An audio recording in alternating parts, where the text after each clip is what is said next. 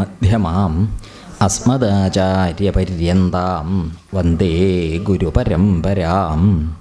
ഓം പീതാംബരം കരവിരാജിതചക്രശംഖകൗമോദകീ സരസിജം കരുണാസമുദ്രം രാധാസഹായമതിസുന്ദരമന്ദഹാസം വാതാലയേശമനിശം ഹൃദി ഭാവയാമി.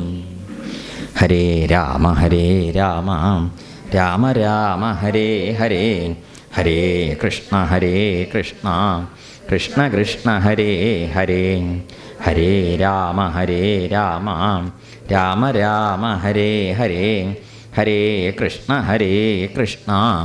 കൃഷ്ണ കൃഷ്ണ ഹരേ ഹരേ, ഹരേ രാമ രാമ രാമ ഹരേ ഹരേ, ഹരേ കൃഷ്ണ കൃഷ്ണ കൃഷ്ണ ഹരേ ഹരേ, ഹരേ രാമ രാമ രാമ ഹരേ ഹരേ, ഹരേ കൃഷ്ണ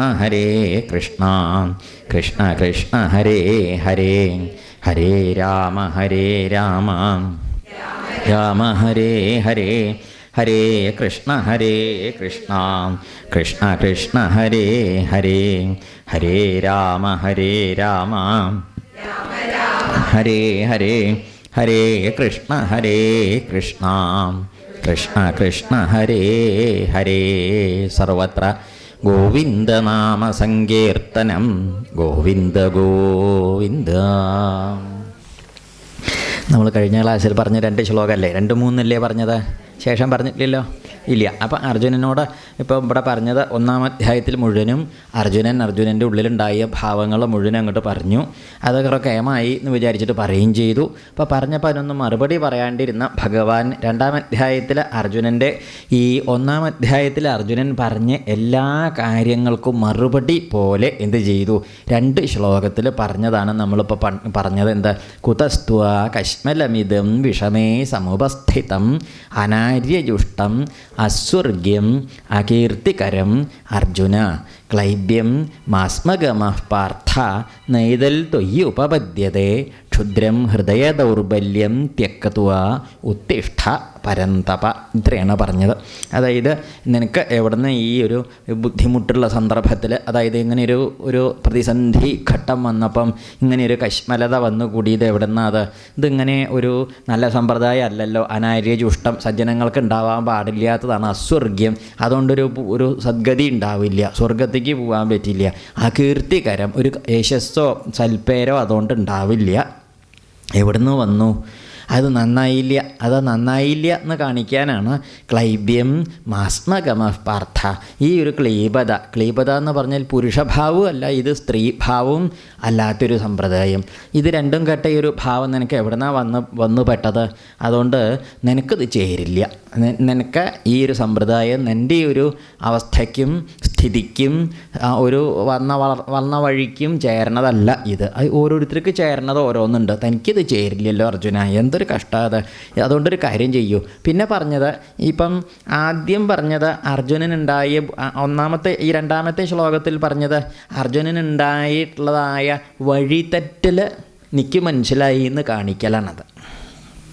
എന്താണ് കുതസ്ത്വ കശ്മലമിതം വിഷമേ സമുപസ്ഥിതം എന്ന പദ്യം കൊണ്ട് പറഞ്ഞത്, അർജുനൻ ഇപ്പം കയറിപ്പോണ വഴി ശരിയായ വഴിയല്ല എന്ന് ഞാൻ മനസ്സിലാക്കി എന്ന് അർജുനനെ മനസ്സിലാക്കിക്കലാണ്. അർജുനൻ്റെ വഴി ശരിയാവണില്ല എന്ന് ഭഗവാൻ മനസ്സിലാക്കി എന്ന് അർജുനനെ ബോധ്യപ്പെടുത്തണ്ടേ? അതാണ് ആദ്യത്തേത്. 2-ാമത്തേത് എന്താ ചോദിച്ചാൽ, അർജുനൻ്റെ ഇപ്പോഴത്തെ സ്ഥിതിയാണ് ഏത് ഈ പറഞ്ഞത് ക്ലൈബ്യം എന്ന് പറഞ്ഞത്. അതാണ് അതുകൊണ്ട് സൂചിപ്പിച്ചത്. അതിനുശേഷം ക്ഷുദ്രം ഹൃദയ ദൗർബല്യം എന്ന് പറയുന്നത് അർജുനൻ ചെയ്യേണ്ടത് എന്ത് എന്നുള്ള നിർദ്ദേശമാണ്. ഇപ്പോൾ 3 കാര്യം മനസ്സിലായില്ലേ? അതിൽ ആദ്യത്തെ, അതായത് ഇപ്പോൾ ഈ 2 പദ്യത്തിൽ ആദ്യത്തെ പദ്യം കൊണ്ട് അർജുനൻ ഇത്രയും പറഞ്ഞ കാര്യങ്ങളുടെ വ്യർത്ഥത, ഒരു അടിസ്ഥാനമില്ലായാണ് ഈ കുതസ്ത്വ കശ്മലം ഇതെന്നുള്ളതുകൊണ്ട് ഭഗവാൻ പറഞ്ഞത്. മനസ്സിലാവുന്നില്ലേ പറയുന്നത് അർത്ഥം? ഇത് നമ്മൾ കഴിഞ്ഞ ക്ലാസ് പറയാത്ത സംഗതിയാണ്. കഴിഞ്ഞ ക്ലാസ്സിൽ അതിൻ്റെ അർത്ഥം വിശദീകരണം വ്യാഖ്യാനേ പറഞ്ഞുള്ളൂ. അതിനെ മൊത്തത്തിലൊന്നും നിരൂപിക്കുക ചെയ്തിട്ടില്ല. ഇപ്പം ആദ്യത്തെ പദ്യം, ആദ്യത്തെ എന്ന് പറഞ്ഞാൽ രണ്ടാമത്തെ ശ്ലോകം ഭഗവാൻ എന്തു ചെയ്തു വെച്ചാൽ 1-ാം അധ്യായത്തിൽ അർജുനൻ ഉന്നയിച്ചു കൊണ്ടുവന്നു ഒരു വലിയ കാര്യമാണ് എന്ന നിലയിൽ അവതരിപ്പിച്ചതായ വിഷയങ്ങളുടെ പൊള്ളത്തരം കാണിക്കലാണേത്. താൻ ഇത്രയും നേരം പറഞ്ഞത് ഒരു കഥയില്ലാത്ത വർത്തമാനമാണ് എന്ന് പറഞ്ഞ് തള്ളിക്കളയലാണ്. ആ കുതസ്ത്വ കശ്മലം, ഇത് നിനക്ക് ഇവിടുന്ന് എങ്ങനത്തെ ഒരു അന്തല്യായ വന്നതെന്ന് ചോദിച്ചാൽ ഇപ്പോൾ ഇത്രയും നേരം കാണിച്ചത് കേമാന്നല്ലല്ലോ അതിൻ്റെ അർത്ഥം, അന്തല്യായാണെന്നല്ലേ. അപ്പോൾ അതാണത് രണ്ടാമത്തെ ശ്ലോകം. അത് രണ്ടാമത്തെ ശ്ലോകം പറഞ്ഞാൽ ഇവിടുത്തെ ഗ്രന്ഥത്തിലെ രണ്ടാമത്തെ ശ്ലോകം. അതിൽ തന്നെ ഇവിടെ 3-ാമത്തെ പദ്യം ഉണ്ടല്ലോ, ക്ലൈബ്യം ആസ്മകം ഓഫ് പാർത്ഥ. ക്ലൈബ്യം ആസ്മകം ഓഫ് പാർത്ഥ എന്ന് പറഞ്ഞപ്പോൾ അർജുനൻ്റെ ഉള്ളിൽ ഇങ്ങനെ ഒരു ക്ലൈബ്യം ഉണ്ടെന്നായില്ലേ. അർജുനൻ്റെ അപ്പോഴത്തെ സ്ഥിതിയാണ് ആ പറഞ്ഞത്. അതായത് താൻ എന്താ പിടിക്കേണ്ടതെന്ന് നിശ്ചയില്ല, ഏത് സ്ഥിതിയിലാണ് നിൽക്കേണ്ടതെന്നറിയില്ല. നമ്മുടെ നല്ല ഭാഷ പിന്നെ സ്റ്റാൻഡില്ലെന്ന്, എന്തില്ലെന്ന്, ഏത് സ്ഥിതിയിലാണ് നിൽക്കേണ്ടത് എന്നൊരു രൂപമില്ലാണ്ട വരുമ്പോഴാണ് നമ്മൾക്കൊരു സ്ഥിതിയില്ലായ വരിക. ആ ഒരു സ്ഥിതിയില്ലായ കാണിക്കലാണ് ഈ ക്ലൈബ്യം. ഒന്നുകിൽ ആണുങ്ങളുടെ നിലയിൽ എന്തെങ്കിലും ചെയ്യണം, അല്ലെങ്കിൽ പെണ്ണുങ്ങളുടെ നിലയിൽ എന്തെങ്കിലും ചെയ്യണം. അർജുനന് പെണ്ണുങ്ങളുടെ നിലയിൽ ചെയ്താൽ നന്നാവുമോ? നേരെയാവുമോ? ശരിയാവില്ല. അപ്പോൾ അത് ശരിയല്ല. ഒരു സ്ത്രീ ആ നിലയിൽ ചെയ്യുമ്പം ഏത് പ്രവൃത്തി ആര് ചെയ്യുമ്പോഴും ആരാണ് ചെയ്യണത് നോക്കിയിട്ടാണ് നമ്മൾ എന്ത് ചെയ്യുക, അതിനൊരു വിലമതിക്കലുണ്ടാവുക. ഇപ്പോൾ ചില പ്രവൃത്തികൾ സ്ത്രീകൾ ചെയ്യുമ്പോൾ അതിന് നമ്മൾ എന്ത് ചെയ്യും, കൂടുതൽ വിലമതിക്കും ചില പ്രവൃത്തികൾ. പക്ഷേ ആ പ്രവൃത്തികൾ പുരുഷന്മാർ ചെയ്ത അത്ര വില മതിപ്പുണ്ടാവില്ല. അങ്ങനെ ചില പ്രവൃത്തി ഉണ്ട്, ശരിയല്ലേ ഇത്?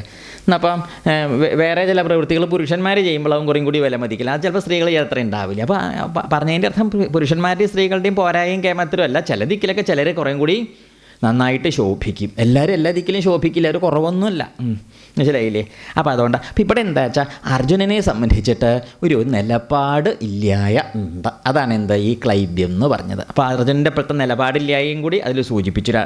പിന്നെ 3-ാമത്തെ അംശം കൊണ്ട് പറഞ്ഞത് എന്താ ചോദിച്ചാൽ, ഈ പറയുന്ന ദുസ്ഥിതിക്ക്, അർജുനനുണ്ടായ ദുരിതസ്ഥിതിക്കുള്ള പരിഹാരം ആണെന്തിൽ ഒരു സൂചനാ പരിഹാരം തൽക്കാലം. ഇപ്പോൾ നമ്മൾ ഏത് ഡോക്ടറെ കാണാൻ ചെന്നാലും, ഡോക്ടറുടെ അടുത്ത് എന്ത് വലിയതെണ്ണായിട്ട് ചെന്നാലും ആ ഡോക്ടർ കുറേ പരിശോധിക്കാനൊക്കെ എഴുതി തരും. അത് നോക്കണം, ഇത് നോക്കണം, മറ്റേത് നോക്കണം, എന്നിട്ട് അങ്ങോട്ട് ഇങ്ങോട്ടൊക്കെ നോക്കണം എന്നൊക്കെ പറയും. പല ജാതി പരിശോധനകൾ, രക്തം പരിശോധിക്കണം, പിന്നെ അത് അങ്ങനെയൊക്കെ പരിശോധനകൾ പലതും പറയും. അതൊക്കെ അപ്പം ചെയ്യാൻ പറ്റില്ല. അപ്പോൾ നമ്മൾ വേറെ എവിടെയെങ്കിലും പരിശോധിപ്പിക്കുന്ന ദിക്കിൽ പോയി ചെന്ന ചിലതിൻ്റെ പരിശോധിച്ചതിൻ്റെ ഫലം മനസ്സിലാവണമെങ്കിൽ ചിലപ്പോൾ 1 ദിവസം 2 ദിവസം അങ്ങനെയൊക്കെ ഉണ്ടാവും. പക്ഷെ എന്നാലും നമ്മൾ ഡോക്ടറെ തൽക്കാലം എന്ത് ചെയ്യും, ഒരു ഗുളിക എഴുത്തരുത്, കുറച്ച് ദിവസം കഴിക്കുകയും ചെയ്തോളൂ എന്നും പറയും. അപ്പം അതെന്താ, ആ വന്നപ്പോഴത്തെ അദ്ദേഹത്തിൻ്റെ ദുരിതം കേട്ട സ്ഥിതിക്കൊരു ശമനത്തിനുള്ള വിദ്യയാണ് എന്ത് ചെയ്തത് ആ സമയത്ത് കേട്ടോ. ഇപ്പോൾ ഒരു കലശലായി വേദനയൊക്കെ ആയിട്ട് ഇങ്ങനെ ഇരിക്കാനും നിൽക്കാനൊന്നും വയ്യാണ്ട് ഒരാളിങ്ങനെ വിലങ്ങനെ ഇങ്ങോട്ട് കൊണ്ടുവന്നാൽ എന്ത് ചെയ്യും? നിങ്ങളതൊക്കെ പരിശോധിച്ച് വൈകുന്നേരം വരുമെന്ന് പറയാൻ പറ്റുമോ? ആ പരിശോധിക്കുന്ന വിദ്യകളൊക്കെ എഴുതിയിട്ട് കൂടെ വന്നേ, അദ്ദേഹത്തിൻ്റെ കൂടെ വന്ന് ആൾക്ക് കൊടുക്കും, ഇതൊക്കെ ചെയ്യിക്കണം എന്ന് പറയും. പക്ഷേ ആ വേദനയോണ്ട് ഇങ്ങനെ പൊളയണ അദ്ദേഹത്തിന് എന്ത് ചെയ്യും, അങ്ങോട്ട് കയറ്റിയിരുത്തിയിട്ട് ഒരു ഇഞ്ചക്ഷൻ അങ്ങോട്ട് കൊടുക്കും. 5 മിനിറ്റ് കഴിഞ്ഞ് അദ്ദേഹം കുലിക്കൊഴിഞ്ഞ് തുപ്പി മുണ്ടും കുടഞ്ഞെടുത്ത് കൊണ്ടുവന്ന ആളെയും കൂട്ടി ഇയാൾ പോവും. ആദ്യം ഇയാളെയും കൂട്ടി മറ്റേ ആൾ വന്നാണ്, അപ്പോൾ ഇയാൾ മറ്റേ ആളെയും കൂട്ടി, അങ്ങനെ വ്യത്യാസമുണ്ട്, ശരിയല്ലേ ഇത്? അപ്പോൾ അത് എന്തിനാ ഇതാ കൊടുത്തത്? അത് ചികിത്സയല്ല ആ ചെയ്തത്, രോഗചികിത്സയല്ല, പക്ഷേ അദ്ദേഹത്തിൻ്റെ ദുരിത നിവാരണമാണ് ചെയ്തത്. രോഗം കൊണ്ട് അദ്ദേഹത്തിനുണ്ടായ ദുരിതത്തിനൊരു ശമനം ആര് ചെയ്തു കൊടുത്തു? ആ ഡോക്ടർ അദ്ദേഹത്തിൻ്റെ അറിവുകൊണ്ട് വിവരം കൊണ്ടും ചെയ്തു കൊടുത്തു. നല്ല കാര്യമാണ് അല്ലേ? അപ്പം എന്നിട്ട് പറയും ചെയ്യും, മരുന്ന് ആയിട്ടില്ല, ചികിത്സ ആയിട്ടില്ല, എന്നാൽ നിങ്ങളതിൻ്റെ വിവരങ്ങളൊക്കെ അപ്പം നോക്കുമ്പോൾ അന്വേഷിച്ച് പരിശോധിച്ച് വന്നപ്പോഴാണ് എന്തൊക്കെയോ ചില വിഷമങ്ങളുണ്ട്. അപ്പോൾ അദ്ദേഹം ആ വിവരങ്ങളൊക്കെ നോക്കിയിട്ട് എന്ത് ചെയ്തു, അതിനനുസരിച്ച് മരുന്നും ചികിത്സയാണ്. എന്താണ് ആ ചികിത്സയാണ്. ആ ചികിത്സ 2-3 ദിവസം മരുന്നൊക്കെ കഴിച്ചോ വേണ്ട മാതിരി പറഞ്ഞ മാതിരി ചെയ്താൽ അത് ഭേദമാവുകയും ചെയ്യും, ശരിയല്ലേ? അപ്പോൾ തൽക്കാലം ഒരു വയ്യായി ആയിട്ട് വന്നാലും തൽക്കാലം എന്ത് ചെയ്യും, ആ വയ്യായിക്കൊരു ശമനം, ആ തൽക്കാലം വയ്യായിക്കൊരു ശമനം പെട്ടെന്ന് കൊടുത്തതാണ് എന്ത്, ക്ഷുദ്രം ഹൃദയ ദൗർബല്യം തെക്കതു അവത്തിഷ്ഠ പര, നീ അന്തല്യായ കളഞ്ഞ് എഴുന്നേൽക്കൂ അർജുന എന്നത്. ഈ 2 പദ്യങ്ങൾക്ക് വലിയ പ്രാധാന്യം ഈ ഭഗവത്ഗീതയിൽ ഉണ്ട് എന്നും കൂടി നമ്മളന്ന് പറഞ്ഞു. ഇപ്പോൾ ഈ 3 അംശം കൂടി മനസ്സിലായില്ല. ഇതൊന്നും വ്യാഖ്യാനത്തിൽ നോക്കിയാൽ കിട്ടണതല്ല. അപ്പം നമ്മൾ പറഞ്ഞ അംശങ്ങൾ പുസ്തകത്തിൻ്റെ വ്യാഖ്യാനങ്ങളൊക്കെ വാങ്ങാൻ കുറേ കിട്ടും. അതിലൊന്നും നോക്കിയാൽ എന്ത് കിട്ടില്ല, ഇത് കിട്ടില്ല, ഈ പറഞ്ഞ ആശയം കിട്ടില്ല. അപ്പോൾ അതൊക്കെ നമ്മൾ മനസ്സിലാക്കി ഉൾക്കൊണ്ട് വെക്കണം. മനസ്സിലായില്ലേ? അപ്പോൾ അർജുനനോട് ഈ വിധം കാര്യങ്ങൾ പറഞ്ഞു. ഇത്രയും കേട്ടപ്പോഴാണ് ഈ പറഞ്ഞ പദ്യത്തിൽ 2 ഇനി സംശയങ്ങളൊന്നുമില്ലല്ലോ. ഇല്ല. അപ്പോൾ ഇത്രയും കേട്ടപ്പോഴാണ് അർജുനൻ എന്ത് ചെയ്തത്? ഇപ്പം 3 കാര്യങ്ങൾക്കാണ് തീരുമാനമായത്. ഒന്ന്, താൻ ഇത്രയും നേരം ഉന്നയിച്ചു കൊണ്ടുവന്നതായ ആശയങ്ങളൊന്നും ഭഗവാൻ എന്തായിട്ട് കൂട്ടിയിട്ടില്ല, വലിയൊരു ആശയമായിട്ട് താൻ പറഞ്ഞതൊന്നും ഒരു കാര്യമായിട്ട് കൂട്ടിയിട്ടേ ഇല്ല. അതുകൊണ്ടാണ് അതിന് ഓരോന്നിനും എടുത്ത് പറഞ്ഞ് മറുപടി ആര് പറയാഞ്ഞത്? ഭഗവാൻ പറഞ്ഞു. ഒരൊറ്റ വരിയിൽ അതിനൊക്കെ അങ്ങോട്ട് മറുപടി പറഞ്ഞു. അതിന് അത്രയ്ക്കേ ഉള്ളൂ. അതത്രയ്ക്കേ ഉള്ളൂ. അതിൽ കൂടുതൽ അതിൻ്റെ ഒരു വിശദീകരണം ആവശ്യമില്ല എന്ന് പറഞ്ഞു. പിന്നെ തനിക്കെന്തോ ഒരു അന്തല്യായ ഉണ്ടെന്നുള്ളപ്പോൾ ക്ലൈബ്യം കൊണ്ട് പറഞ്ഞത്. ഒരു നിലപാടില്ലായ ഉണ്ട് അർജുന നിനക്ക്. ക്ലൈബ്യമൻ ആണും പെണ്ണും കെട്ട അവസ്ഥ എന്ന് പറഞ്ഞൊരു നിലപാടില്ലായ എന്നാണ് അതുകൊണ്ട് മനസ്സിലാക്കേണ്ടത്. നിനക്കൊരു നിലപാടില്ലായ ഉണ്ട്. ഈ നായ്ക്കൾ നിലപാടില്ലായ ശരിയില്ല. ക്ഷത്രിയനായാൽ എന്ത് വേണം? ഒരു നിലപാട്. ക്ഷത്രിയൻ എന്നല്ല, എല്ലാവർക്കും വേണ്ടതാണ് എന്ത്? ഒരു നിലപാട്. ഗോതമ്പ് മാവ് പോലെയുള്ളവരെ കൊണ്ടൊന്നും ലോകത്തിന് എന്തുണ്ടാവില്ല, ലോകത്തിനും ഉണ്ടാവില്ല ഗുണം, അവനവനും ഗുണം ഉണ്ടാവില്ല. ഇത് ഈ ഗോതമ്പ് മാവ് എന്ന് പറഞ്ഞാൽ, ഗോതമ്പ് മാവ് കുഴച്ച അവിടെ വെച്ചാൽ എന്ത് വേണമെങ്കിലും അതുകൊണ്ട് ഉണ്ടാക്കാം. എന്തിനാരും നിന്നു കൊടുക്കും? ഗോതമ്പ് മാവ് നിന്നു കൊടുക്കും. മനസ്സിലായില്ലേ? കൊടുക്കാൻ ചപ്പാത്തി ഉണ്ടാക്കിയിട്ട് തിന്ന് പോവുക ചെയ്യുക. എന്നാലും അതിൻ്റെ ഇടയ്ക്ക് എന്തിനു വേണമെങ്കിലും ആര് നിന്നു കൊടുക്കും? അതായത് ചിലരങ്ങനെയുണ്ട്. എന്തിനു വേണമെങ്കിലും വഴങ്ങി കൊടുക്കണ കൂട്ടരുണ്ട്. ഏതിൻ്റെ കൂടെ കൂടിയാലും, ഇപ്പോൾ രാഷ്ട്രീയക്കാരുടെ കൂടെ കൂടിയാൽ അതിൻ്റെ അവർക്ക് വഴങ്ങി കൊടുക്കും. ഇനി അമ്പല കമ്മിറ്റിയിലയച്ചാൽ അമ്പലം മുഴുവനും അതിന് വഴങ്ങി കൊടുക്കും. ഇനി അതല്ല വേറെ വല്ല കമ്മിറ്റികൾ, പാലുണ്ടാക്കണ കമ്മിറ്റി, റോഡുണ്ടാക്കണ കമ്മിറ്റി എന്തെങ്കിലുമൊക്കെ ഉണ്ടാവില്ല, അതിലയച്ചാൽ അതിലെന്താ വേണ്ടത്. പക്ഷേ എന്തിനും നമ്മൾ വഴങ്ങി കൊടുക്കുക പറഞ്ഞാൽ എന്തിലും നമ്മൾ ചേരണതിന് വിരോധമില്ല. പക്ഷെ നമ്മൾക്കൊരു നിലപാട് എന്താണ്? നമ്മൾക്ക് നമ്മുടേതായൊരു നിലപാട് ചിന്തിച്ച് ആലോചിച്ച് അറിഞ്ഞും മനസ്സിലാക്കിയും പഠിച്ചും നമ്മൾ പരിചയപ്പെട്ടും മനസ്സിലാക്കിയിട്ടുള്ളൊരു ലോകസ്ഥിതിയൊക്കെ ഉണ്ടാവില്ല. ഇതൊക്കെ വെച്ചിട്ട് നമ്മൾ ഏതിലും ഒരു നിലപാടുണ്ടാക്കണം. ഇപ്പോൾ ഇലക്ഷൻ്റെ കാലമായാൽ ഈ രാഷ്ട്രീയക്കാരിങ്ങനെ വന്ന് നമ്മൾ ഉമ്മ വെച്ച് കൊഞ്ചിച്ച് കുഴയിച്ച് ആ കാലത്താണ് നമ്മൾ ജീവിതം എൻജോയ് ചെയ്യുക. എന്താ കാരണം? ഈ കാട്ടിൻ്റെ മുക്കിൽ കിടക്കണം നമ്മളെയൊക്കെ തെരഞ്ഞു പിടിച്ച് തോണ്ടിയെടുക്കാൻ ആര് വരും? ഉച്ചയ്ക്ക് ഒരുത്തം വന്നു, ഇപ്പം തോണ്ടി ഉമ്മ തന്ന് പോയി. പിന്നെ വൈകുന്നേരം ഒരുത്തിന് ഉമ്മ തരാൻ വരുന്നുണ്ട്. പിന്നെ രാവിലെ ഒരുത്തം വരും. അങ്ങനെ നമുക്ക് നല്ല രസം. പക്ഷേ ആരും ഇല്ല എന്നൊരു തോന്നൽ പോയി കിട്ടി. ഈ ഒരു സമയം വരുമ്പോൾ ഒരു കുറച്ച് ദിവസം ഉണ്ടാവുള്ളൂ, അത്രയ്ക്കില്ല. അതിപ്പോൾ ഇപ്പോൾ കുത്തി പെട്ടിയിലിട്ട് പോയാൽ പിന്നെ നമ്മൾ പണ്ടത്തെ മാതിരിയാവും. ശരിയല്ലേ? അപ്പം നമ്മൾ ഇവരൊക്കെ വന്ന് പല ജാതി കൊഞ്ചൽ വർത്തമാനങ്ങൾ കൊഞ്ചിയും കുഴഞ്ഞും ആടിയും പാടിയും വശീകരിച്ചും രസിക്കണ വർത്തമാനങ്ങളൊക്കെ പറഞ്ഞ് നല്ലോണം അപ്പം നമ്മളത് കേൾക്കുമ്പം നമുക്ക് എന്തുണ്ടാവണം? ഇത് ഇന്നും ഇന്നലെയൊന്നല്ല നമ്മൾ തുടങ്ങിയത്. ഈ 5 കൊല്ലം കാണാൻ തുടങ്ങിയത് കുറേ കാലം ആയി. അപ്പം അതുകൊണ്ട് അതിനെക്കുറിച്ചൊരു രൂപവും ഒരു സമ്പ്രദായം ഉണ്ടായിട്ട് ആരെയും എതിർക്കാനും നിന്ദിക്കാനും പരിഹസിക്കാനും അപമാനിക്കാനും ഒന്നല്ലത്. നമ്മൾക്ക് എന്തുണ്ടാവണം? ഒരു നിലപാട്. ആ നിലപാട് എങ്ങനെയുണ്ടാവും? നമ്മുടെ അനുഭവം കൊണ്ടും നമ്മുടെ ജീവിതത്തിൽ നമ്മൾ ഇത്രയും കാലം അനുഭവിച്ച അനുഭവം കൊണ്ടും പരിചയം കൊണ്ടും പിന്നെ മനസ്സിലാക്കിയതുകൊണ്ടും ഒക്കെ കൂടി നമ്മൾ എന്തുണ്ടാക്കണം? ഒരു നിലപാടുണ്ടാക്കണം. അങ്ങനെ നിലപാടുള്ളവരാണ് വാസ്തവത്തിൽ ജീവിതത്തിൽ എന്തെങ്കിലുമൊക്കെ ആവുള്ളൂ. അവരെ കൊണ്ടേ ജീവിതത്തിൽ എന്തെങ്കിലുമൊക്കെ ഗുണവും ഉണ്ടാവുള്ളൂ. അല്ലാത്തവർ അതാതിന് പറ്റിയ മാതിരി ഇങ്ങനെ പറയും. ഇപ്പം ഇവിടെ പറ്റിയത് പറയും, അവിടെ പോയി അവിടത്തെ പറ്റിയത് പറയും. അത്തരക്കാരൊക്കെ വെറും ഒരു നിലപാടില്ലാത്തവരാണ്. ചില ദിക്കിൽ ചെല്ലുമ്പോൾ നമുക്ക് നമ്മുടെ നിലപാടിന് നിരക്കാത്തതാണെങ്കിൽ നമ്മൾ എന്ത് പറയണം? നമ്മൾ നല്ല ഭാഷയിൽ പറയണം. അത് എൻ്റെ മനസാക്ഷിക്ക് ചേരാത്തത് ഞാനത് ചെയ്യില്ല എന്ന് പറയാനുള്ളൊരു ഉറപ്പ് നമ്മൾ. അല്ലാതെ എന്തെങ്കിലുമൊക്കെ വേണ്ടാത്തതിനൊക്കെ ഒപ്പം നിന്ന് കൊടുക്കാൻ പറ്റുമോ നമ്മൾ? ഇപ്പം നമ്മളൊരു കമ്മിറ്റിയിലുണ്ട്, ഒരുത്തങ്ങനെ കക്കുക, തിരുമേനി ആരോടും മിണ്ടണ്ട കേട്ടോ, കുറച്ച് ഞാൻ തരണ്ട്, ആയിക്കോട്ടെ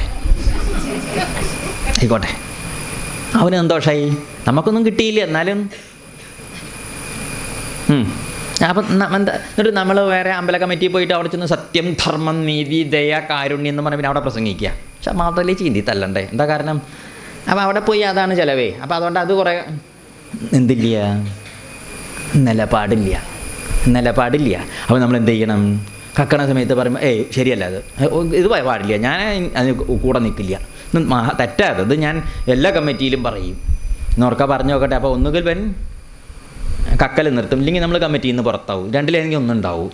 എന്തായാലും നമുക്ക് ഗുണമാണ്. എന്താ കാരണം, ഇപ്പം കക്കൽ നിർത്തിയാലും നല്ല കാര്യമായി, നമ്മളെ പുറത്താക്കിയാൽ പിന്നെ ഒറ്റയ്ക്ക് കട്ടോട്ടെ, നമുക്കതിൽ പങ്ക് ഇല്ല. അവർ തീരുമാനമാവലുണ്ട് അതിൽ.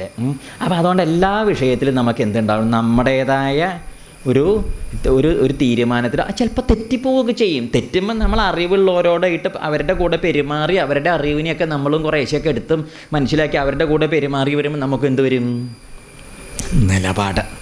ഈ രാഷ്ട്രീയത്തിലൊക്കെ ആണെങ്കിൽ പോലും ചില നേതാക്കന്മാർ ഏത് പാർട്ടിയിലാണെങ്കിൽ നമുക്ക് ബഹുമാനം. ചിലരെ ആ പാർട്ടി നമ്മൾ നോക്കാമല്ലോ, അവരെ തരക്കേടില്ല എന്ന്. എന്താ കാരണം, അവർക്ക് എന്തുണ്ട്, അതുണ്ട്.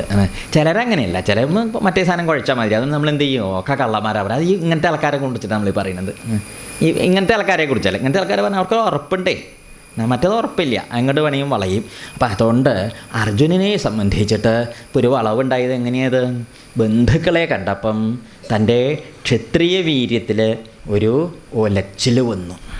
ഒലച്ചിൽ പറഞ്ഞാൽ ഒരു ശങ്കാവിഷയം വന്നു. വീര്യല്യായും പ്രഭാവല്യായും ശക്തിയില്യായും പ്രാപ്തിയില്യായും ഒന്നുമല്ല. അത് പക്ഷേ അർജുനന് തിരിച്ചറിയാനും പറ്റിയില്ല.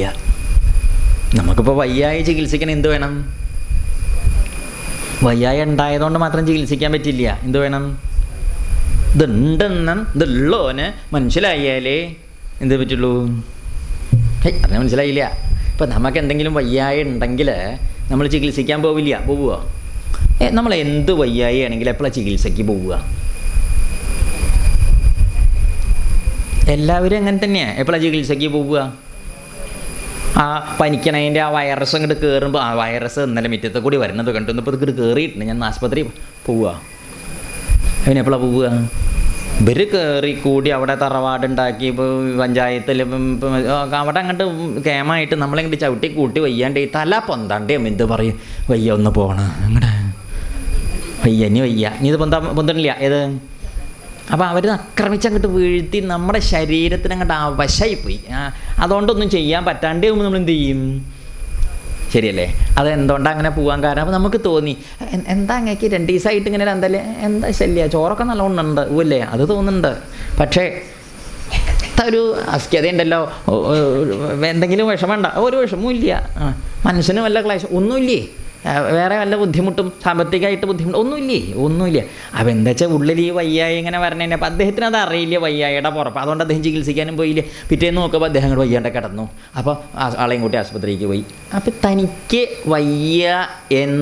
വയ്യായ ഉള്ള ആളുടെ ഉള്ളിൽ ബോധ്യം വന്ന് ആ തിരിച്ചറിവുണ്ടെങ്കിലേ ആ വയ്യായ മാറ്റാനുള്ള വിദ്യയ്ക്ക് ഡോക്ടറെ കാണാൻ പോവുള്ളൂ. ഏത് വയ്യായി ഇങ്ങനെയാണ് പറയണൊക്കെ മനസ്സിലാവണില്ലേ? അർജുനൻ്റെ ഉള്ളിലുണ്ടായ ഈ വിഷമം, താൻ ക്ഷത്രിയ വഴി കൂടി പോണേ, തൻ്റെ ആ വഴിയിൽ നിന്ന് തനിക്ക് ഇങ്ങനെയൊരു വ്യതിയാനം ഉണ്ടായിപ്പോയി എന്ന് അർജുനന് സ്വയം ഇത്രയും നേരം മനസ്സിലായിരുന്നില്ല. ഇപ്പോഴാണ് ഭഗവാൻ പറഞ്ഞപ്പം മനസ്സിലായി. നല്ല അർജുനന് തോന്നി എന്തോ പെശകുണ്ടെന്ന്. എന്തുണ്ട്? ഇത്രയും പോകുന്ന വഴിയിൽ എന്തൊരു ചെറിയ പെശകുണ്ടെന്ന് ആർക്ക് മനസ്സിലായി? ഇത്രയും പിടി കിട്ടിയോ? അവിടെ ഇരിക്കട്ടെ. അതാണ് ഇപ്പോൾ 2 ശ്ലോകം കൊണ്ടുണ്ടായത്. എന്താ ഉണ്ടായത്? ആ 2 ശ്ലോകം കൊണ്ടുണ്ടായത് എന്താണ്? പെശകുണ്ടായി. അതല്ല, അത് നമ്മൾ നാടൻ ഭാഷയിൽ ഒരു വീണ്ടു വിചാരം ഉണ്ടായി. എന്തുണ്ടായി? വീണ്ടു വിചാരിച്ച അർത്ഥം എന്താ? വിചാരം പറഞ്ഞാൽ എന്താ? വിചാരം തന്നെ. വീണ്ടു വിചാരിച്ചാലോ? വീണ്ടു വിചാരം പറഞ്ഞാൽ ചില കാര്യങ്ങളെക്കുറിച്ച് നമ്മൾ വീണ്ടും ഒന്നും കൂടി വിചാരിച്ച് നോക്കുമ്പം ശരിയായില്ലേ എന്നൊരു തോന്നലുണ്ടെങ്കിലാണ് അതിൻ്റെ പേരെന്ത്? വീണ്ടും വിചാരം. മനസ്സിലാവില്ലേ? എല്ലാറ്റിനെയും കുറിച്ചും വീണ്ടും ചിലതൊക്കെ ചെയ്ത് കഴിഞ്ഞാൽ നമുക്ക് തോന്നും, വീണ്ടും ഒരു വിചാരം ചെയ്യുമ്പോഴാണ് മനസ്സിലാവുക. അപ്പോൾ ഇത്രയും നേരം ചെയ്തത് കുറേ നടന്നിങ്ങനെ പോണ സമയത്തെ നമ്മളൊരു വഴി ഇങ്ങനെ നടന്ന് കുറേ പോകും. ആരുമില്ല ചോദിക്കാനും, ആരുമില്ല പറയാനും. അപ്പം നമ്മൾ പണ്ട് പോയ ഓർമ്മയ്ക്ക് ഇങ്ങനെ പോവുക. പണ്ട് ഇടവഴിയായിരുന്നു, ഇപ്പം റോഡാണ്. അപ്പം അതുകൊണ്ട് പണ്ട് ഇടവഴിയായിരുന്നു, ഇപ്പോൾ റോഡാണ് എന്നുള്ളൊരു ബോധ്യത്തിൽ നമ്മളിങ്ങനെ, നമ്മുടെ വിചാരം പണ്ടത്തെ ഇടവഴികളൊക്കെ ഇപ്പം റോഡാണെന്നാണ്. പക്ഷേ നമ്മൾ പണ്ട് പോയി ഇടവഴി റോഡായിട്ടില്ല. പക്ഷെ നമ്മളിപ്പോഴും റോഡാച്ചിട്ടാണ് റോഡുമ്പോൾ കൂടി ഇങ്ങനെ പോയി വേറെ ഒരു ദിക്കിലേക്ക് ഇങ്ങനെ പോകുമ്പോഴാണ് അവിടെ എത്തിയപ്പോൾ നമ്മൾ കാണാനില്ല ഇതൊന്നും പണ്ടത്തെ ഡൊഴിയിലില്ലല്ലോ എന്നിങ്ങനെ ചിന്തിച്ചെന്ന് വീണ്ടും വിചാരം ചെയ്ത് നോക്കിയപ്പോഴാണ് മനസ്സിലായത് ഇതല്ല വഴി മറ്റേതാ വഴിയെന്ന്. വീണ്ടും വിചാരിക്കാണ്ട കയ്യും കുടഞ്ഞൊന്ന് വീശി നടക്കുക വെച്ചാൽ എന്തുണ്ടാവും? മനസ്സിലായില്ല അല്ലേ? അപ്പോൾ നമ്മൾ വഴി തെറ്റിയ വഴി കൂടി ഇങ്ങനെ പോയി എത്തിപ്പോവും. അപ്പോൾ വീണ്ടും ഒരു വിചാരം ചില ദിക്കിൽ വേണ്ടി വരും. അതിൻ്റെ പേരാണ് എന്താ? അർജുനന് ഇപ്പോൾ ഇവിടെ എന്തുണ്ടായി? ഒരു വീണ്ടും വിചാരം ഉണ്ടായി. അപ്പം അർജുനൻ പറയുകയാണേ, 4ാമത്തെ പദ്യം നോക്കിക്കോളൂ. അർജുന ഉവാച. അർജുന ഉവാച പറഞ്ഞു തുടങ്ങുകയാണേ. അർജുനൻ പറഞ്ഞു, കഥം ഭീഷ്മമഹം സംഖ്യേ ദ്രോണം ച മധുസൂദന ഇഷുഭിഃ പ്രതിയോത്സ്യാമി പൂജാർഹാ വരിസൂദന. 4ാമത്തെ പദ്യം ഒന്ന് ചൊല്ലിത്തരാം, ചൊല്ലിക്കോളൂ. അർജുന ഉവാച. ഈ അർജുന ഉവാച എന്ന് പറയുമ്പോഴേ അർജുനോവാച എന്ന് പറയരുത്. എന്താണ്? അർജുനോവാച എന്ന് പറയരുത്. അർജുന ഉവാച അത് നിർത്തിയിട്ട് തന്നെ പറയണം. അർജുന ഉവാച നമ്മുടെ വിസർഗണ്ടേ. അർജുന ഉവാച ആ ഉ പ്രത്യേകമായിട്ട് തന്നെ കേൾക്കണം. അർജുനോവാച തിരുവോണം എന്ന് പറയില്ലേ, അങ്ങനെ എന്ത് പറയാൻ പാടില്ല? അർജുനോവാച എന്ന് പറയരുത്. അർജുന ഉവാച. അർജുന എന്ന് കഴിഞ്ഞിട്ട് തന്നെ ഉവാച എന്ന് ഉകാരം പ്രത്യേകമായിട്ട് പ്രയത്നം കൊണ്ട് എടുത്ത് പറയണം. അർജുന ഉവാച. കഥം ഭീഷ്മമഹം സംഖ്യേ. കഥം ഭീഷ്മമഹം സംഖ്യേ ദ്രോണം ച മധുസൂദന. ദ്രോണം ച മധുസൂദന ഇഷുഭിഃ പ്രതിയോത്സ്യാമി. ഇഷുഭിഃ പ്രതിയോത്സ്യാമി പൂജാർഹാ വരിസൂദന. പൂജാർഹാ വരിസൂദന. പൂജാർഹ വരിസൂദന എന്ന് പലരും ചെല്ലുന്നുണ്ട്. പൂജാർഹ വരിസൂദന എന്നല്ല ശരിക്കും ചെല്ലുക, പൂജാർഹ വരിസൂദ. അർഹ എന്നേ പറയാവൂ, അർഹ എന്ന് പറയരുത്. അങ്ങനെയാണ് ഇപ്പൊക്കെ ഈ ഒരു പരദേശ സമ്പ്രദായത്തിൽ എല്ലാവരും അങ്ങനെയൊക്കെ പറയും. ശരിയായ സമ്പ്രദായം അങ്ങനെയല്ല. പൂജാർഹ വരിസൂദന അതാണ്. അപ്പം ഇവിടെ പറയണേ അർജുന ഉവാച. അപ്പം അർജുനൻ പറഞ്ഞു. അർജുന നമുക്കറിയാലോ, പക്ഷേ അത് മനസ്സിലായില്ലേ? ഇനിയിപ്പോൾ അതിനെ വിശദീകരിക്കേണ്ട. അർജുന ഉവാച. അർജുനൻ പറഞ്ഞു. എന്തേ അർജുനൻ പറഞ്ഞത്? കഥം ഭീഷ്മമഹം സംഖ്യേ. അർജുനൻ ചോദിക്കുകയാണേ, അഹം ഞാനേ. ആരാടാ ചോദിക്കുന്നത്? അവിടെ മധുസൂദന. ആരാണ്? മധുസൂദനൻ. മധുസൂദനനോടാ ചോദിക്കണത്. മധുസൂദനനോട് ചോദിച്ചു, ഹേ. അപ്പം മധുസൂദന എന്നുള്ളതിന് വിസർഗമില്ല, കണ്ടുവാ, സംബോധനയാണ്. എന്താണ് സംബോധന വെച്ചാൽ എന്താർത്ഥം? വിളിക്കുക. അതെ, ശ്രീകൃഷ്ണ ഭഗവാനെ എന്ന് ഭഗവാനെ വിളിക്കുകയാണ്. എന്താ വെച്ചാൽ ഭഗവാനോട് ചോദിക്കുകയാണ് അർജുനനെ. എന്താ ചോദിക്കണത്? ഹേ മധുസൂദന, അല്ലയോ മധുസൂദന. എന്നിട്ട് ചോദിക്കണോ, ഭീഷ്മം. ആരെ? ഭീഷ്മം. ഭീഷ്മരെ. ഭീഷ്മ പിതാമഹനില്ലേ മുമ്പിൽ നിൽക്കണോ? യുദ്ധത്തിന് വന്ന് നിൽക്കണോ? ആ ഭീഷ്മ പിതാമഹനെ, ഭീഷ്മം, ഭീഷ്മരെ. മാത്രമല്ല ആരും കൂടി ഉണ്ട്? ദ്രോണം. കണ്ടില്ലേ പദ്യത്തിൽ ദ്രോണം എന്ന്? ദ്രോണരെയും. ച പറഞ്ഞ രണ്ടിനെയും കൂടി ചേർക്കണം. സമുച്ചയിക്കുക എന്ന് പറയും. എന്താ പറയുക? ചകാരം. ഈ ച എന്ന് പറഞ്ഞാൽ രണ്ടെണ്ണത്തിനെ ചേർക്കാനാണ്. നമ്മൾ ഈ പിന്നെ ഇംഗ്ലീഷിൽ ആൻഡ് എന്നൊക്കെ പറയില്ലേ, ഹിന്ദിയിലാണെങ്കിൽ രാമോർ കൃഷ്ണ എന്നൊക്കെ പറഞ്ഞ രാമനും കൃഷ്ണനും എന്നൊക്കെ പറയില്ലേ, അതേമാതിരിയുള്ളൊരു പ്രയോഗമാണ് ഈ ച. രാമഹ ച കൃഷ്ണഹ ച എന്ന് പറഞ്ഞാൽ രാമനും കൃഷ്ണനും. സീതാച ലതാച എന്ന് പറഞ്ഞാൽ സീതയും ലതയും. ഇപ്പം മനസ്സിലായില്ലേ? ആ പ്രയോഗത്തിനാണ് ഈ ച എന്ന് പറയുക. അപ്പം ച എന്ന് കണ്ടാൽ എവിടെയെങ്കിലും രണ്ടെണ്ണത്തിനെ ചേർക്കാനാണ് എന്ത്? ച. ആ വാക്ക് കണ്ടിട്ട് ഒന്ന് പരിചയപ്പെട്ടോളൂ. അപ്പോൾ ചോദിച്ചോ, ഭീഷ്മം ച അല്ല ദ്രോണം. ദ്രോണരുണ്ട്. ഭീഷ്മരെയും ദ്രോണരെയും എന്ത് ചെയ്യണോ? അഹം ഞാനേ. സംഖ്യേ. ഈ സംഖ്യം വെച്ചാൽ യുദ്ധത്തിൽ. ഇവിടെ യുദ്ധത്തിൽ എന്താ പറഞ്ഞ്? ഇഷുഭിഹി. ഇഷുഭിഹി എന്ന് പറഞ്ഞാൽ എന്താ അർത്ഥം? ഇഷു ഇതൊക്കെ നമ്മൾ മുമ്പ് പറഞ്ഞിട്ടുണ്ട്. ഇഷു ചൽ അമ്പ്. അപ്പം ഈഷുഭിഹി മഹേശ്വാസൻ എന്ന് പറഞ്ഞപ്പോൾ വളരെ വിസ്തരിച്ച് പറഞ്ഞതാണ്.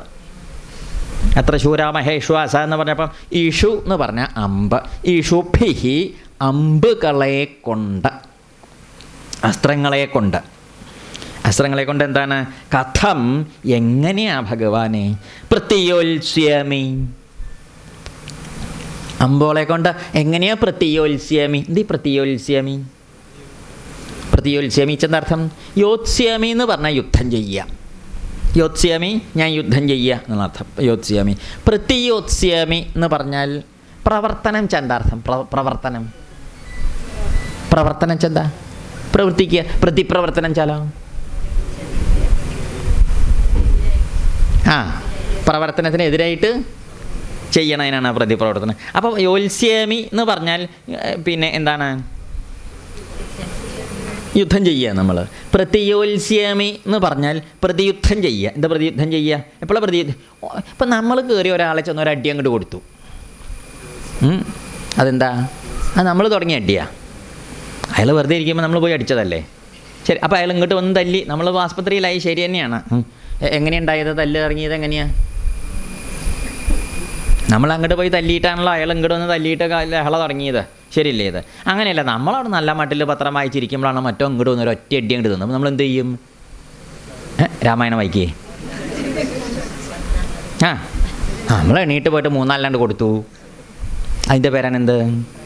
കണ്ടോ? അപ്പം ഇങ്ങോട്ട് വന്നിട്ട് നമ്മൾ ഉപദ്രവിക്കുമ്പം അങ്ങോട്ട് ചെന്നിട്ട് അതിന് മറുപടി കൊടുത്ത് അതിനെ തടയുകയെ അല്ലെങ്കിൽ അതിനെ പ്രതിരോധിച്ച് നമ്മൾ എതിർത്ത് ചെയ്യണതിനാണ് എന്താ പറയുക? പ്രതിയുദ്ധം. അതായത് അർജുനൻ ചോദിച്ചത് ശ്രദ്ധിക്കണം, ഇവരോട് എങ്ങനെയാണ് യുദ്ധം ചെയ്യുക എന്നല്ല ചോദിച്ചത്. എന്താ ശ്രദ്ധിച്ചുവോ? വാക്ക് ഇല്ലല്ലേ? അത് ശ്രദ്ധിക്കണം എന്നാണ്. അല്ല ഭഗവാനെ, ഈ ദ്രോണരോടും ഭീഷ്മരോടും ഒക്കെ എങ്ങനെയാണ് ഞാൻ പോയി യുദ്ധം ചെയ്യുക എന്നല്ല ചോദിച്ചത്. എന്താ ചോദിച്ചത്? ഈ ഭീഷ്മരോടും ദ്രോണരോടും ഹേ മധുസൂദന, അല്ലയോ മധുസൂദനനായ ഭഗവാനെ, കഥമഹം പ്രതിയോത്സ്യാമി, എങ്ങനെയാണ് ഞാൻ പ്രതിയുദ്ധം ചെയ്യുക? അർത്ഥം അവരാദ്യം വന്നെന്നോട് യുദ്ധം ചെയ്ത് കയറി വരുമ്പം അവരോട് ഞാൻ എങ്ങനെ തിരിച്ച് യുദ്ധം ചെയ്യും? എങ്ങനെയാണ് ചെയ്യുക മധുസൂദന? ഒന്ന് പറയൂ കേൾക്കട്ടെ. മനസ്സിലായില്ലേ? അർജുനനായിട്ട് എന്തായാലും അപ്പം ഒരു കാര്യം തീരുമാനം, അർജുനനായിട്ട് പോയിട്ട് അങ്ങോട്ടൊന്നും ചെയ്യില്ല. ഇനി അവരും ഇവരല്ലേ ആയതുകൊണ്ട് ഇങ്ങോട്ട് വന്ന് ചെയ്താൽ തന്നെ ഞാൻ എങ്ങനെ അങ്ങോട്ട് അവരോട് എവിടെ കിടക്കണമില്ല കഥ. ഇപ്പം നമ്മളായിട്ട് അങ്ങോട്ട് പോയിട്ട് ഒരാളെ ഉപദ്രവിക്കില്ലേ കുട്ടിക്കോളൂ, ചിലരങ്ങനെയുണ്ട്. പക്ഷെ ഇങ്ങോട്ട് മിക്കിട്ട് കയറി വന്നാൽ എന്ത് ചെയ്യും? എന്ത് ചെയ്യും? പണ്ട് പള്ളിയിലച്ഛനോട് പറഞ്ഞ കേട്ടിട്ടില്ലേ? പള്ളിയിലച്ഛൻ എന്താ ചെയ്തത്? നമ്മൾ പറഞ്ഞതല്ലേ ഇവിടെ. അതാണ് പള്ളിയിലച്ഛൻ്റെ അടുത്ത് തോന്നുന്നു ഒരാൾ ചെകിട്ടത്തൊരൊറ്റ ഇട്ടി ഇട്ടേ എന്നും പറഞ്ഞിട്ട് പള്ളിയിലച്ഛൻ അപ്പം എന്ത് ചെയ്തു? പുറം കാണിച്ചു കൊടുത്തു. ഇവിടെ അങ്ങനെയല്ല, ഒരു കവളത്തടിച്ചാൽ മറ്റേ കവള് കാണിച്ചു കൊടുക്കണം. പുസ്തകത്തിലുള്ളതുകൊണ്ട് അദ്ദേഹം അങ്ങോട്ട് കാണിച്ചു കൊടുത്തു. അപ്പോൾ അവനെന്ത് ചെയ്തു? അവിടെയും തല്ലി. അതും കൂടി ഇങ്ങോട്ട് കഴിഞ്ഞപ്പോൾ പള്ളിയിലച്ഛൻ പനി ഇങ്ങോട്ട് പിടിച്ചിട്ട് നല്ലോണം തലി ചതച്ച് അവിടെ ഇങ്ങോട്ട് ഇട്ടു. നാവ് മാത്രം കുറേശ്ശെ പൊന്തുണ്ട്, വേറെ സാധനം പൊന്തില്ല, അടിച്ച് അവിടെ ഇട്ടു. അപ്പോൾ ആ കിടക്കണ കിടപ്പിൽ മറ്റോ ചോദിച്ചു, അല്ല ശോ, ഒരു കവിളത്തടിച്ചാൽ മറ്റേ കവിള് കാണിച്ചു കൊടുക്കണം എന്നല്ലേ പുസ്തകത്തിൽ, എന്നിട്ട് എന്നെ ഇങ്ങനെ തല്ലി ചതച്ചപ്പോഴോ ചോദിച്ചു. പച്ച പറഞ്ഞു, ഒരു കവിളത്ത് തല്ലിയ മറ്റേ കവിള് കാണിച്ചു കൊടുക്കണം എന്നേ പുസ്തകത്തിലുള്ള, അവിടെയും തല്ലിയ പിന്നെ എന്താ ചെയ്യേണ്ടതെന്ന് അവിടെ പറഞ്ഞിട്ടില്ല, പുസ്തകത്തിൽ പറഞ്ഞില്ല. നമുക്കിഷ്ടം പോലെ ശരിയില്ലെങ്കിൽ അതും പുസ്തകത്തിൽ പറയില്ലേ, ഒരു കവിളത്ത് തല്ലുമ്പോൾ മറ്റേ കവിള് കാണിച്ചു കൊടുക്കുക, അവിടെയും തല്ലിയ എന്താ ചെയ്യേണ്ടതെന്നും കൂടി പുസ്തകത്തിൽ പറയണ്ടേ. പറയാത്തതിൻ്റെ കാരണം എന്താ? അത് നമുക്ക് ഇഷ്ടം പോലെ ഇങ്ങോട്ട്. അപ്പോൾ പറഞ്ഞതിൻ്റെ അർത്ഥം ഇങ്ങോട്ട് വന്ന ഒരാളെ ഉപദ്രവിക്കുമ്പം അതിനെ പ്രതിരോധിക്കുക എന്നുള്ളത് ആരുടെ ഒരു, ഇപ്പം നമ്മളൊരാളെ ഉപദ്രവിച്ച് നമ്മുടെ ജീവനോ അല്ലെങ്കിൽ ശരീരത്തിനോ ഒക്കെ കേട് വരുത്തുമ്പോൾ എന്താ ചെയ്യാലും നമ്മൾ എന്ത് ചെയ്യും? ഒരു നായയോ പൂച്ചയൊക്കെ നമ്മുടെ അടുത്തേക്ക് ഓടിപ്പാഞ്ഞ് കടിക്കാനൊക്കെ വരുമ്പോൾ നമ്മൾ എന്ത് ചെയ്യും? നായയെ അഹം ബ്രഹ്മാസ്മി തത്വമസി വന്ന് കടിച്ചോളൂ, വേണ്ട അത്ര കടിച്ച മതിയായ നീ വീട്ടിലേക്ക് പോയിക്കോളൂ എന്നൊക്കെ പറഞ്ഞ് നിൽക്കുമോ? നമ്മൾ ഏത് ഭഗവത്ഗീത വായിക്കുകയാണെങ്കിലും നായ കടിക്കാമെന്ന് എന്ത് ചെയ്യും? ഭഗവത്ഗീതയുണ്ട്. എന്താ അതങ്ങനെ അവിടെ അങ്ങനെയൊന്നുമില്ല. അവനവൻ്റെ കയ്യും കാലൊക്കെ കടിച്ചൊടിച്ച് കൊണ്ടുപോയി കഷ്ടാവില്ലേ? അപ്പം നമ്മളതിനെന്ത് ചെയ്യും? ആ കടി കൊള്ളാതിരിക്കാനും നമ്മുടെ ദേഹത്തിന് പരിക്ക് പറ്റാണ്ടിരിക്കാനും നമ്മളതിനെ പ്രതിരോധിക്കും. എന്താ കയ്യിലുള്ളൂ വെച്ചാൽ അതുകൊണ്ട് ഒന്നും കയ്യിലില്ലെങ്കിൽ നമ്മളെന്ത് ചെയ്യും? നമുക്ക് ഇഷ്ടമുള്ള പണിയാണ് ചെയ്യും. അതെന്താ? തന്നെ മുണ്ടിൻ്റെ വാക്ക് ഇങ്ങോട്ട് വലിച്ചു പിടിച്ചിട്ട് ഊട്ടി പറമ്പ് കയറി മതിൽ ചാടി പോകും തന്നെ. അതങ്ങ് അങ്ങനെ വേണ്ടത്. അല്ലാണ്ട് അപ്പം അതൊരു പൊതുവേ ഒരു ലോകത്തിൽ മനുഷ്യൻ്റെ എന്നല്ല ഏത് ജീവിയുടെയും സ്വഭാവമാണ് അങ്ങോട്ട് പോയിട്ട് ഉപദ്രവിച്ചിട്ടില്ലെങ്കിൽ ഇങ്ങോട്ട് വന്ന് ഉപദ്രവിക്കുമ്പം അതിനെ പ്രതിരോധിക്കുക എന്നുള്ളത്. ഇപ്പോൾ അങ്ങനെയൊക്കെ നിയമമുണ്ട്. ഇപ്പോൾ നമ്മുടെ രാത്രി കിടന്നുറങ്ങുന്ന സമയത്ത് ഏതെങ്കിലും ഒരുത്തൻ വന്നോ അല്ല ആയുധമൊക്കെ ആയിട്ട് വന്ന് നമ്മുടെ ഉപദ്രവിക്കാനൊക്കെ പുറപ്പെട്ടു, ഇല്ലെങ്കിൽ എന്തെങ്കിലും തരത്തിൽ ഉപദ്രവിക്കാൻ പുറപ്പെട്ട നമ്മുടെ മുറിയിൽ കിടന്നുറങ്ങുമ്പോഴേ നമ്മൾ രാത്രി പതിവ് പോലെയൊക്കെ കിടന്നുറങ്ങുമ്പോൾ നോട്ടൊക്കെ ഇളക്കി താഴേക്ക് വന്ന് നമ്മുടെ കുത്താനോ വെട്ടാനോ അടിക്കാനോ ഒക്കെ പുറപ്പെടുമ്പോൾ നമ്മൾ എന്ത് ചെയ്യും? നമ്മുടെ കസാര എടുത്ത് എല്ലാം അങ്ങോട്ട് കൊടുത്തു, പുറത്ത് പടക്ക കയ്യും കാലും ഒടിഞ്ഞ് ഇവിടെ കിടക്കുക, കേസായി ഇവൻ കേസ് കൊടുത്തു എന്നെ തല്ലി എന്നും പറഞ്ഞിട്ട്. അപ്പോൾ നമ്മൾ പറഞ്ഞു എൻ്റെ അകത്ത മുറിയിൽ ഇവൻ എങ്ങനെ എത്തി? ഇവൻ്റെ വീട്ടിൽ പോയിട്ടല്ലല്ലോ നമ്മൾ തല്ലിയത് ആണോ?